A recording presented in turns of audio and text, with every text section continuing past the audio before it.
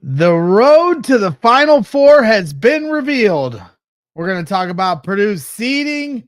We're going to be talking about Purdue's matchup. And we'll be talking about Purdue's journey to try to get to the second weekend and beyond. And what else happened around the Big Ten with March Madness. We'll be talking about it all here on the Boilers in the Stands, starting right now.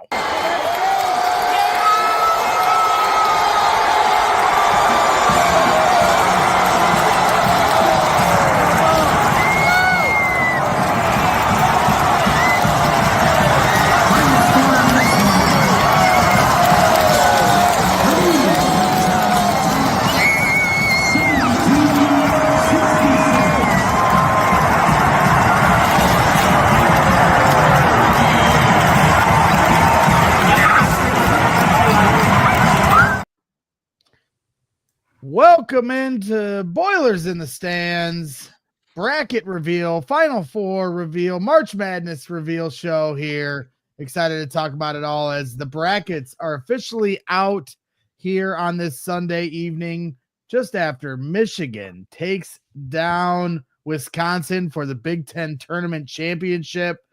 So we're going to be talking about it all. Purdue's seeding has been revealed. The Big Ten, everyone that got in, who got out. We're going to be talking about it all here right now. So please hit that like button. I am your host, Greg Braggs Jr. Alongside me, as always, is Joe Jackson and Kraig Bowers. Kraig, I'll start with you. I don't know where you want to take this. I guess I'll reveal the fact that Purdue is the 4 seed. They'll take on High Point, the 13 seed in Providence, Rhode Island. Some interesting matchups that'll be out there. And, and some different things here around the landscape we'll talk about as well. But Kraig, your reaction to that reveal and where your mind space is at. Yeah, I think all week we talked about Purdue as a 4 seed. That's kind of what I had been hearing from the people that I talked to that kind of try to estimate this stuff. We have Tonsoni on the show. He had Purdue as a 4 seed all the way up until today, actually. I did, obviously. With Michigan, we kind of talked about a team either has to really do something if they're going to like jump up a line or something like that. And certainly Michigan had kind of been viewed as a 5, and then they win the Big Ten championship. And there was a chance that Michigan would skip ahead of Purdue and take that last 4 spot. On bracket matrix going into the selection, Michigan was just slightly higher. Purdue was actually the first 5 and Michigan was the last 4. As it stands, it once again just kind of solidifies the fact that this committee doesn't pay attention to the Sunday championship games at all, because Michigan doesn't move from that 5 seed line, which is kind of where they were at the beginning of the week, and Purdue doesn't move from that 4 seed line. Thought it was really fortunate that they end up in the Midwest region too. When we talked to Tonsoni the other day, even if they landed in a 4 seed, none of us saw Purdue being able to get the Midwest region, and obviously that's huge. If they can make it to the second weekend and with the draw that they got. So all in all, the first round matchup is going to be tough, and Joe and I will have a lot on that later. But all in all, like, this went about as good as it could go for Purdue, in my mind. Yeah, that's definitely how some fans seem to feel, especially with the Midwest region draw. Joe, when you look at things just from Purdue's standpoint, we'll talk about some of the other, bids for around the Big Ten and beyond. But when you're looking at what you see with Purdue, how you feeling? Yeah, I was shocked to see Purdue get that good of a spots. And and it's not even that they were the last 4 seed. They were the second 4 seed based on the seed listing.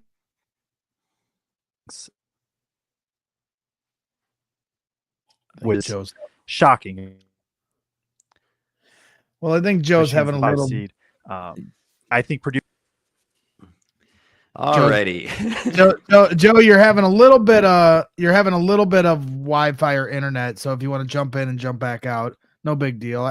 You're fine now, or kind of fine. No, it's not. I say that, and then he got jammed up there for a second. Right. Maybe log in and log back out and see how that helps your internet there, Joe. No big deal. As we're moving things along here on Boilers in the Stands, March Madness is here officially. And I'll just say it, Kraig, the fact that Michigan wins the Big Ten tournament and gets a lower seed than Purdue, Purdue ends in the top 4. You said it. You've been saying it for 2 weeks. None of this matters. And it's just, to me, it's downright ridiculous. And if your excuse is, or if the not excuse, but if the explanation is they already have these seedings determined before the conference tournaments start, well, that's a crock of crap. You gotta, the games are still being played. And for Michigan to win 3 games in a row here in the Big Ten tournament and win the Big Ten tournament, like, I'm sorry, Purdue has lost 6 of their last 9 games. I'm happy in the draw they got, but I'm sorry, it should matter. If the shoe was on the other foot, and that's how I base off my reaction. I don't just look at it like, ha ha, Mitch. I mean, but if it was us, we'd be pissed.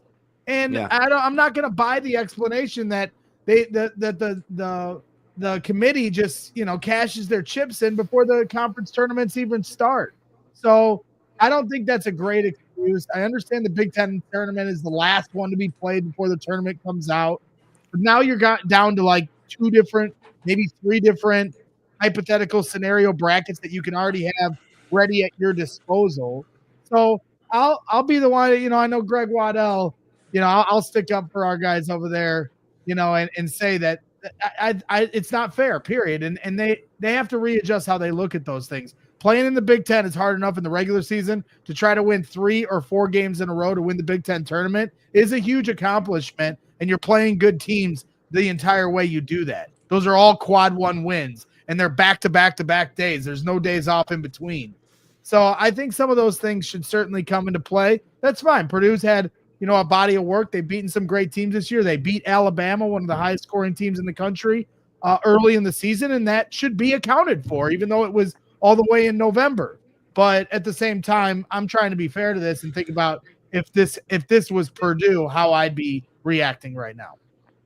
Yeah, 100%. And I think, some of the conversations I've had with people about this, I think they view it as me saying what I think a team should be. And just to be clear, like, not at all. I'm not arguing. In my mind, Michigan should have jumped up and been ahead of Purdue in this situation if we're going to talk about what I think should be happening. Mine was more just, trying to predict what I thought what would happen given how they handle things. So, Joe, you got cut off last time. We really didn't hear anything you said. So if you just want to roll with that again, go ahead. Let me know if I start lagging again, because I'm going to be honest. I'm expecting at least one more just kind of drop in my coverage. Am I good right now, though? You're good. Your microphone, you're either talking through your computer. We can still hear you very clearly, but you sound like you're from the land of Oz. You probably hear me better now, though. Now you're perfect. You're golden. All right. You're golden. Joe is here, ready to go. All good. So the NCAA puts out like their seed list 1 through 68, how they ordered the teams. And I think the thing that stands out the most is that Purdue is the second 4 seed. They were ahead of Maryland, who was the third 4th seed. They were ahead of Michigan, obviously, who was the top 5 seed, and 2 spots behind Wisconsin. So there is a scenario where if Purdue was able to beat Michigan, they maybe still had a legit chance at a 3 seed, just given how this played out this way. But looking at how things are, right, I think Purdue's entire body of work, very good, and that's why you're at a 4 seed. I do think, right, late games need to be factored in just as much, but also not necessarily as more. Right, because Michigan, they had some bad losses in there too. Theirs just happened to come a month ago and not within the last 2 weeks. In terms of the draw itself, though, right, I think High Point and McNeese can impose issues from the 12 and the 13. Clemson is a team that plays pretty distinctly that, right, I think could give Purdue some issues too. But you have to beat good teams. You're not going to just get bad teams from a 4 seed at this point. So I think it's a pretty good draw overall. Being in Indy, massive. Like, if they are able to make it to that second weekend, I will say I'm gonna self plug a little bit here. I put out a couple days ago. I put out a video on my YouTube Feed the Post detailing 5 potential teams that I think could make Cinderella type runs. High Point and McNeese were 2 of those 5. I'll just be straight up about that. They are 2 teams that I think are very good. Clemson's also obviously very good. But sticking with High Points, I know we don't want to get too much into the weeds. They're a very good offense and a terrible defense. This is a game where if Purdue can just figure out the defensive side a little bit, they're going to get their looks offensively. And so, right, ideally, you don't even have to make it a close game, but in theory, this could be a 90 to 82 or an 85 to 79 type game. Well, and on its surface, and Kraig and Joe will be having a preview show to this specific matchup here later in the week to get you ready for Thursday's game. We'll maybe find out the time of this game while we're doing it. I don't know if that is available yet. But regardless, I guess my instinctual reaction to hearing that they're a good offensive team but a bad defensive team, it's their first time for High Point to ever be in the NCAA tournament. When they pan to High Point on TV on the bracket reveal broadcast, the team and the fans and everyone just went absolutely ballistic. So you're going to play a team that's certainly excited. So it's like excitement versus experience. It's going to be offense, good offense versus two teams that haven't played the best defense. And so when you're looking at it from my standpoint, because I doubt I'll be on the preview show, well, if that's the case, then Purdue just needs to make sure they stay out of foul trouble, because don't let your defense affect your offense. Don't let what's happening with whatever High Point's trying to do, just play them straight. They're going to score their points, but don't then foul Kaufman-Renn and find yourself out of the game. And now your offense is directly affected from that, and so it's Purdue is, as we've said on our last few broadcasts or shows here on this program, Purdue has the most wins ever in a 5-year stretch in Big Ten history. The Big Ten Conference is a tough conference day in, day out, and playing High Point is going to be a tough matchup, but it isn't anything that they have not seen every single day in the Big Ten. And so last year's experience that Braden Smith, Kaufman-Renn, Fletcher Lawyer, this entire team, Miles Colvin, Cam Heide, the majority of the guys on this roster, with the exception of the freshmen, played all the way to the national championship. So I don't want to see any kind of hesitation to them. They've been there and done that, and that's the kind of attitude I want to see them playing with. And don't let their excitement, energy, and hype throw you off. Do your game. And I think that they should be able to come out on top. If High Point came to Mackey Arena next November, Purdue would put it on them. That's how it is. But then all of a sudden you get in the tournament and pressure changes everything, right? And so don't let the pressure, take away from your love and desire to play the right way, and sometimes pressure can make you play not like who you are. So I'm excited for this matchup. Team that is going to keep them on their toes, maybe get them into gear. You win that game, now you can get into the second game on Saturday and see if you can get into the second weekend, which would be in Indianapolis. So I'll take it. I'll take that, and I'm excited to see if Purdue can get it done. Is that to me or Joe? You go, Kraig. It's to everybody. It's to the group. It's to the chat, and I appreciate everybody tuning in. Hit that like button. But Purdue's past this whole. Okay, they lost to a 16 seed. They lost to North Texas. They lost to St. Peter's. But you know what? They just went to a national championship last year. I get they've been struggling, so they're going to be coming in with a little bit of a chip on their shoulder. But there's just no reason for them to be seeing ghosts next week. They're not coming off a 16 seed loss. They're coming off a national championship appearance, and I want to see these guys acting like that here next Thursday. Oh, 100%. And like, I'm not overly worried about an early round upset. I do think that 13 and the 12 in this situation, like Joe said, he highlighted in something he put out not too long ago, are two of the most challenging 12 and 13s, if not the two most in the field. So with that said, like, Purdue is kind of showing all year that they've been able to handle business against, mid-major type teams. Yale is one that a lot of people are talking about this tournament as maybe like a team that's going to go out and upset some people. Purdue didn't have any trouble with them at all, right? So I think these are different types of teams. Like I said, we'll do a full preview on High Point later on. We talked in the post-game show after Purdue loses to Michigan just about the fact that this team is going to have to make shots, right? Because right now they don't have a lot of other ways to win games because the defense has struggled.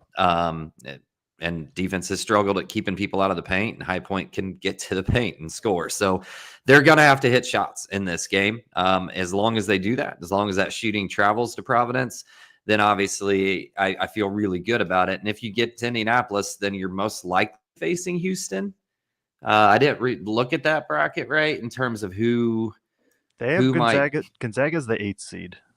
Man, that would be beautiful, wouldn't it? Like, that's right. Because I did see that, and I was like, man, if Gonzaga could pull that off some way, then all of a sudden the door is really, really open to Purdue. Like, I felt, even with High Point and McNeese as a 12 and 13 on Purdue's bracket, I still felt really, really good because, like, we stayed away from a lot of those SEC type teams that I think could be just matchup nightmares for Purdue. It'll be interesting. Yep, it will be, and we're gonna get you. Like I told you guys, you're gonna get a full preview show as Joe digs into the film, Kraig digs into the tape. They're gonna watch, and scout those guys and give you guys a full preview here coming up this week whenever they're ready to put that out, and that'll be ready for you to get you ready for Thursday. Joe was always my temperature gauge going into every game. I won't put him on the spot today until he does some deeper research on High Point. Obviously, he said it was one of his Cinderella picks before the brackets were revealed. So obviously Purdue's gonna, have to come with one of their better games. They're not going to be able to just roll over this team if they want to win. But stay tuned for their preview here coming up later this week for Purdue versus High Point at Providence. I believe Kraig will be making the trip out there to cover it in person. And me and Joe will stick back at home. So maybe some post-game shows that come a little faster than you had in the Big Ten tournament, just because me and Joe will be available. So just stay tuned for all those updates as the week rolls along. Okay, so let's get into the rest of the tournament. We're going to keep this show as short as we possibly can. So that means I'm not going to talk as much as I normally do. So Kraig, I'll let you take it around the horn. Let's try to focus on the teams in the Big Ten and where the seedings kind of came out. What was your biggest surprise? What's the matchup that interests you the most? I mean, I think the only real surprise was just kind of confirmation that the championship game didn't move the needle at all for Michigan. And if I'm a Michigan fan, I'm probably super upset about that. UC San Diego is a really, really high quality 12 seed. That's going to be a game.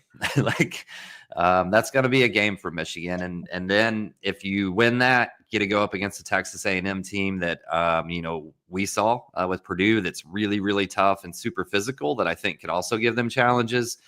So if I'm Michigan and I'm a Michigan fan, I'm not super happy about that. Everything else other than IU getting left out, right? The other big one is IU getting left out. Everything else I thought kind of landed about what was expected going into this.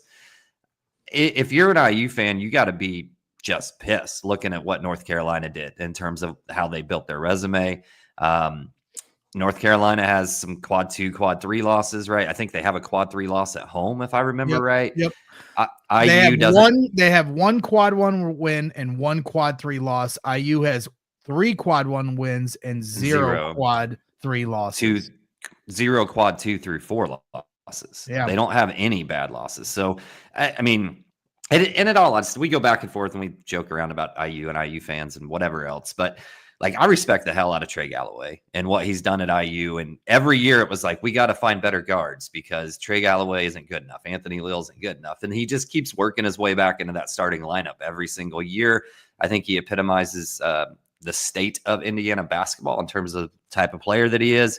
And then Anthony Leal, what you saw him build himself into over the course of his career there. So I feel bad for those two guys. They should have got their shot. They should have got a crack at it. Yeah.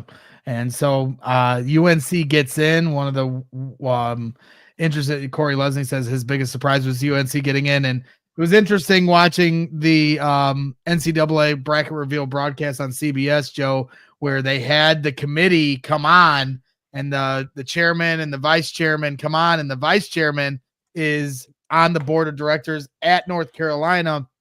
And they asked him straight up, hey, how did that work? And your bias within it. Can you assure fans that there wasn't any kind of leveraging there? And they claimed that he's out of the room for those discussions. And so when they make their determination, if it's specific to UNC, he's not even in the room. But still, my rebuttal to that would be like, well, your presence certainly still holds, even if you're standing in the hallway. But I'd love to hear your thoughts on that, Joe. Yeah, I mean, it's right. You just kind of have to take their word. Like, I fully believe that he wasn't in the room or anything like that, but it is very hard to overlook, like, hey, this guy like is very, very important for North Carolina, and they do get in. And I understand it's not like Indiana should have been a shoe-in over UNC or anything like that, but even like, honestly, if I'm being honest, West Virginia probably, in my opinion, should have made it over both. I think that's the biggest one where it's just like, oh wow, I am surprised. And because West Virginia was the first team out, IU was the second team out, so it wasn't like even if IU got screwed, it's really West Virginia got more screwed than them. To your point. Yeah, no, that's where I think you can make the argument for IU over UNC also. Yeah, it's just it's a spot where they're just going to have to, like, they just have to know they're going to have to answer questions about that, because it's just not something people are going to ignore. And for everybody that says the conference tournament doesn't matter, well, you have to ask yourself, if you're an IU fan, had they won a conference tournament game instead of lost their first round matchup, that maybe things are different here. And so the conference tournament does matter for some, but clearly not all. And so that was an interesting thing. But hey, you only win 19 games. They struggled throughout the year. They did finish better than I guess they started, but you're now leaving it into the hands of the committee to give you a bid, and they weren't one of those teams. And the committee is located in Carmel, Indiana, too. So when you talk about the North Carolina, the assistant chairman or the vice chairman, having some bias there, their whole committee is located in central Indiana. So I found that interesting, too. So IU's going to have to wait till next year. But let's look around the rest of the Big Ten, Joe, and I'm sure you'll be doing full dives into not just Purdue versus High Point, but all the Big Ten matchups. So I'll ask you the same question. What's your surprises, or what's your matchup you're most excited to see? Yeah, I mean, Kraig hit it with Michigan, them being a 5 seed. It's tough that they ended up there, and UC San Diego is probably the best 12 seed in my opinion. UC San Diego is another. What did Drake end up? Them or Drake, or I don't know if Drake's actually a 12 seed, but Drake's an 11 seed. So yeah, UC San Diego, Michigan probably, in my opinion, gets the best 12 seed, and then they also are in Auburn's region, and then it's just not a great turnaround for them. That's not a fun reward for winning the Big Ten tournament. On the flip side, Wisconsin, like, they just played 4 games in 4 days. They have to go to Colorado, which is obviously at high altitude, on Thursday. So they have 3 days of rest after playing 4 straight games, and have to go up against a 14 seed Montana, which shouldn't give them too many issues from my brief understanding of Montana. Obviously, I've not deep dive them super much yet, but they're a team that can knock down threes and things like that. It'll be interesting. A potential Michigan State Marquette second round matchup is going to be fun. I think I would be very excited for that one. Illinois is the 6th seed, and if they win, they could play Kentucky. That would be a pretty high scoring game. So I think there's going to be some pretty good games all around. UCLA versus Utah State. UCLA is, I believe, the lowest Big Ten seed at only a 7 seed. That'll be one that'll be interesting to monitor. But yes, also to answer your question a little bit before, I will have on my Substack in-depth breakdowns for every single Big Ten game throughout the entire tournaments. And I had the random thought before of like, man, if I did this for the SEC, they had 14 seeds. I don't know if I would have been able to do that. Yeah, and that's the most ever, right? And they topped that by 3. I think the previous record was 11 teams from one conference in the tournament, and the SEC gets 14. So, Purdue obviously avoids any SEC teams in the first 2 rounds. Potentially, it would be an ACC team potentially in Clemson if Purdue can win their first game and get to Saturday. I'm with you. If Marquette and Michigan State can square off, having seen Marquette earlier in the year, I think that's a game that would be high octane. I feel like they match up really well versus each other, and that would make for some really good basketball. Michigan getting UC San Diego. It sounds like that's going to be a pretty tough draw for them. So interesting to see how Michigan, after winning the Big Ten tournament, then has to turn around and get that seed. So I'm also looking forward to Maryland versus Grand Canyon. Being from the region, Bryce Drew coaches that team. I think this is their third straight year in the tournament. So Bryce Drew at one point did put the region on the map in some ways, after hitting one of the most famous shots in NCAA tournament history. And Grand Canyon is certainly a fun program if you follow what they try to do from a fan in the stands standpoint. So interested to see. Obviously, Maryland is very good. So I'm assuming Maryland will win that game. But those were some of the ones for me from a Big Ten perspective that I was interested in. Go ahead, Kraig. I like a lot of Big Ten's brackets, though, because, I hate Michigan's, but I look at Michigan State. To me, that's a region that I think they can come out of Michigan in terms of just how they match up. Iowa State's down one of their best players for the tournament. And if they get Auburn, with the way that Michigan State can send waves of players and play physical and battle and whatnot, Auburn was going to be my pick to win this thing coming into it. And I could see Michigan State knocking them off. I look at Wisconsin's region and the draw that they get. If I'm Wisconsin fan, I'm worried about playing a team that plays super, super physical. You get an Alabama team that's kind of more of a finesse, run up and down, score a whole bunch of points type of team. And Wisconsin can do that too. And I like their matchup against them. And who knows where Duke's going to be from a health standpoint if they happen to get to an Elite Eight game against Duke when this is all said and done. Like I said, I think Purdue got about as good of a draw as they could have hoped for. So I saw somebody else in the chat just do you feel like anybody in the Big Ten can make a run? I'm pretty satisfied with several teams, just kind of looking from an outsider as a fan of the Big Ten in terms of what their bracket looks like for them potentially. Yeah. Joe, you had mentioned in our last show, our last post-game show, that I think you had it at your number at 4 for how many teams could get to the second weekend. If there's 8 teams that got in officially, right? Or is it 7 now? Because IU did it. 8 teams that got in officially. IU would have been the 9th. So on our last post-game show, you had the number at 4. Just having some fun here, not holding you to it. Has that number changed on your opinion on how many teams from the Big Ten could get to the second weekend? Are you sticking with 4? I think obviously 7 of the 8. Anybody has a chance to get there. I'm gonna put there's not one specific team I look at and oh wow, they can't make it. UCLA is probably the first on the list, but right, UCLA has these games where they just go crazy. And I think before seeing kind of the breakdowns, I was probably leaning between 3-4 for making it, and I probably am closer to 4-5 at this point. I like Maryland's draw for the most part. Illinois plays a team in Kentucky that if they can just shoot the ball well, they can beat. Purdue, I like Purdue draws way more than I expected. Wisconsin, you mentioned. Oregon is, they have Arizona in the second round. That's not the best matchup, but that's a winnable matchup. So I'll probably lean 4-5. And I'm just going to stick with that. If you need a specific number, I'll say one, I guess, but I don't know. No, we'll wait for your previews to come out on Tuesday, and you'll have a little more clarity with all these matchups. We're just having a little fun tonight, giving some instant reactions to the NCAA bracket reveal for March Madness starting up on Thursday. Purdue will play Thursday against High Point, so make sure you're sticking with us for a preview show here coming up during the week, and then, of course, the post-game show immediately following the game as Kraig will be doing his coverage from inside the stadium and then joining us once he gets done with that. Please hit that like button while you're hanging out.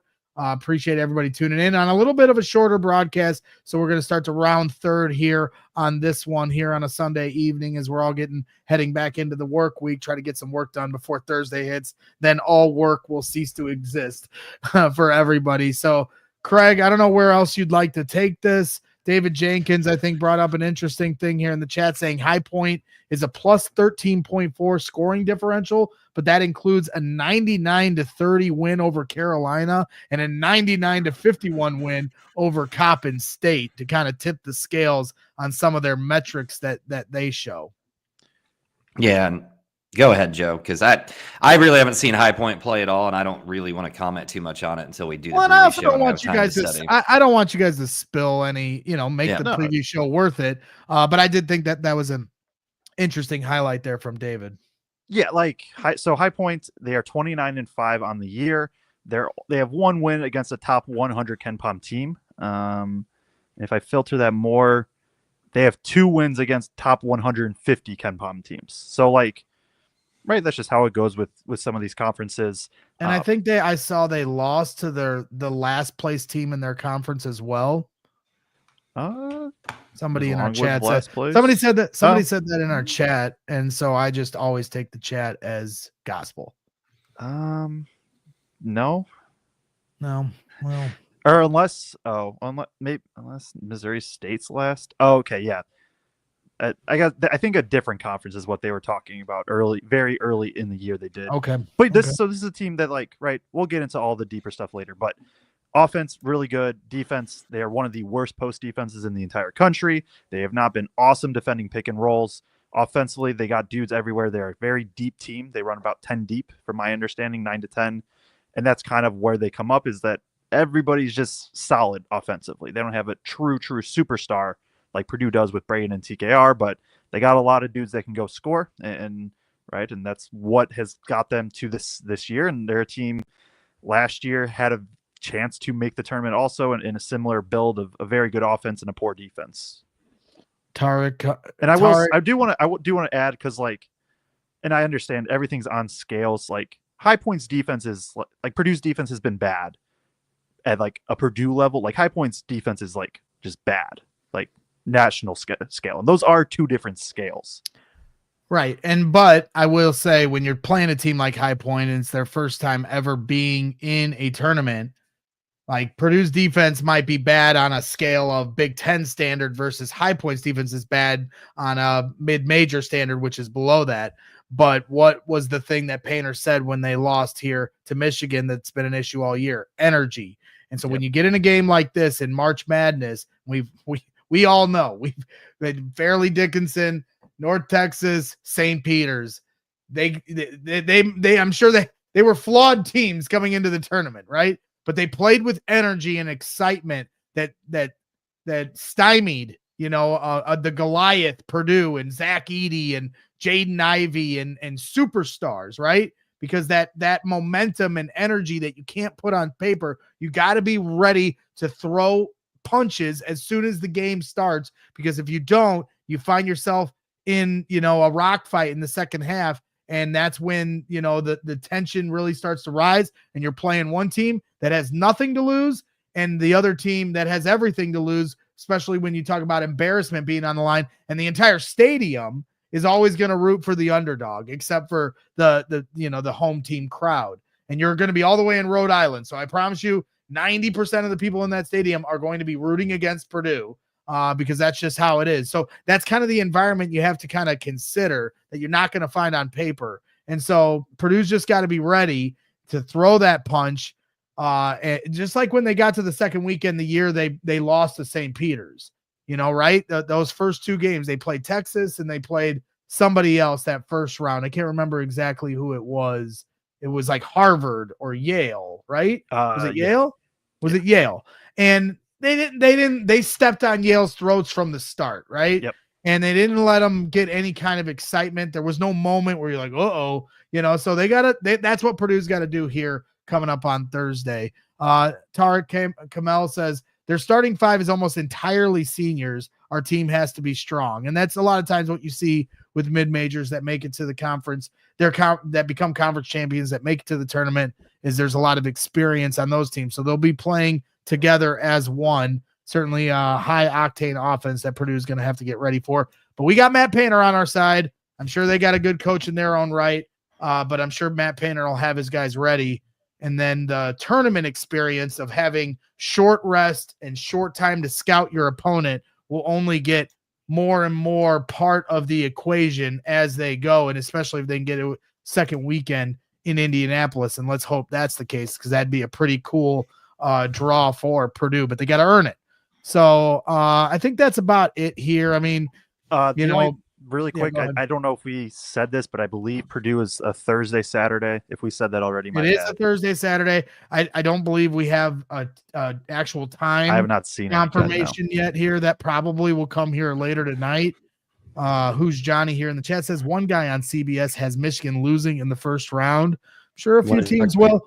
I mean, hey, Michigan won the Big Ten tournament, but make no mistake, Michigan and Wisconsin, that was one of the ugliest Big Ten tournament championship games I've seen in a while. Both teams were shooting like 25% from the field at the end of the game. Everybody just jacking up threes from the start. I considered taking a nap at halftime after watching that first half. It was not, even though it was a close score, it wasn't their best basketball. And I'm just sitting there like, here's everybody's, Big Ten's on the national stage here. And everybody's just like, same old Big Ten. Nobody can make a shot. But Michigan comes out on top on Wisconsin there. Corey Lesney, obviously saying earlier, biggest surprise is UNC getting in. Sorry to Brian Tonsoni and our friends at Assembly Call, but they will not be getting in, and now they can get a head start on their coaching search unless they're going to go to the NIT. Scott White saying brags, not talk. Tell me it ain't so. Well, Scott, it wasn't so. I still ended up talking even when I said I wasn't going to. We all knew that was going to happen. SLK Boiler says Michigan looked a little gassed today. So did Wisconsin. And I agree. Talking about those, the shooting was abysmal here. But Michigan found a way. Trey Donaldson certainly playing with some gutsiness and Michigan overall. And hey, shout out to Dusty May. And securing a Big Ten tournament championship, showing his coaching chops. Corey Lesney saying there was a time I thought we were going to have a Purdue versus Ethan Morton showdown in Seattle with Ethan Morton at Colorado State. That does not happen, but Colorado State ends up with who do they have Memphis, here? They're a 12 seed. Yeah, they're a 12 seed playing Memphis. So that's going to be interesting. And the winner of that game will take on the winner of Maryland versus Grand Canyon. And so then you also have, of course, our guy Mason Gillis playing for Duke. And let's see how far Mason can get with one of the best teams in the country, but they were not the overall number one seed. And I know some people were surprised by that. But Duke does not get the number one overall seed, and Purdue doesn't get in the Duke bracket, which was one of the scenarios where we're like, oh, I wonder if that's going to happen. So how do you guys feel, just before we go, about the fact that Purdue is in the Houston bracket versus who they could have potentially played in terms of number one seeds if they are to get there? So I'll start with saying these one seeds are historically good. There's not a one seed that I look at and just from an individual standpoint be like, oh man, I think Purdue can beat them. Or I know Purdue can beat them, but like I'm going to have a lot of confidence Purdue beats them. None of them would. That being said, out of the four options, I guess I feel best about Houston. Like definitely not Florida, definitely not Duke, and definitely not Auburn. Well, then Purdue already played Auburn. Houston. They didn't have a shot in that game. Yeah, they got beat up pretty bad. Now the concern with Houston though is Houston is a crazy physical, really good defensive team that also has bucket getters, which is a lot of things that Purdue struggles with. But again, you have to be a good team to make it. Well, and then here's the second question I have, and then I'll throw it to you. I apologize, Craig. But of the number one seeds, who has the best chance to be upset before they get to that potential Sweet 16 matchup? Houston, with the Gonzaga being an 8 seed. Like I think it's Houston. Well, maybe Auburn because they're not super clicking and Louisville has looked good. Maybe them, but Houston would be my answer. Craig, your thoughts on both those questions that I threw to Joe and left you out of? That's perfectly fine. Like Joe said, I don't know that there's any one seed on here that you're just jumping up and down about. A few weeks ago, I might have said Florida. But I think Florida's looked really, really good. Obviously, did in the SEC championship as well, or SEC tournament. I like the path here, and just in terms of, okay, maybe Gonzaga does some work for us. Not saying that Purdue can't beat Houston, but if Gonzaga could somehow find a way to pull that off in Wichita on Saturday, then things really open up. So, yep.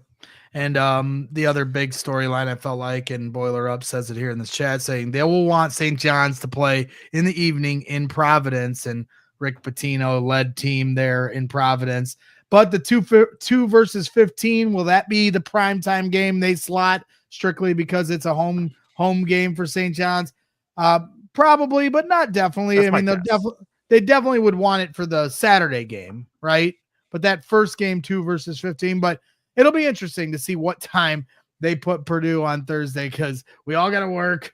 I've got different things I got to do at CHGO, so I'm certainly rooting for a night affair for that game.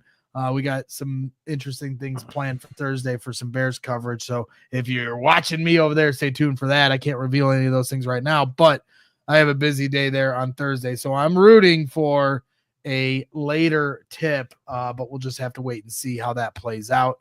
And then we'll try to maneuver through everything so we can give you guys all the coverage you're looking for that game, Purdue versus High Point, here Thursday at some point, and we will be finding out the time here later on. So once again, like I said, hit that like button for coming on for a quicker show here tonight. I think that's all the thoughts I had. As I said, I just think Purdue needs to pull up their bootstraps, get back to work. It's been a tough finish to the season, but you play in a tough conference, and now it's time to take that toughness to High Point and take that experience that you learned from last year's tournament and start flexing on some of these teams, especially one that's never been in an NCAA tournament.